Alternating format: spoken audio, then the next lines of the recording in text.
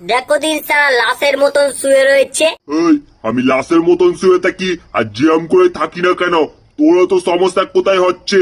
ও মোলো যা সালা আপদ কোথাকার। এই শালা, তুই আপদ করে বললি? আপদ করে বললি? তুই আপদ, তোর সারা গোষ্ঠী আপদ। এই রেনকোট, তুই আমার গোষ্ঠী নিয়ে কথা বলবি না।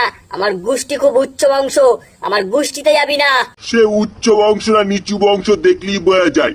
ছাতা ছাতার মতন থাক, রেনকোট হওয়ার চেষ্টা করিস নে। এই রেনকোট, তোর মধ্যে কি এমন আছে তোরা তো অহংকার? আমার মধ্যে কি রয়েছে?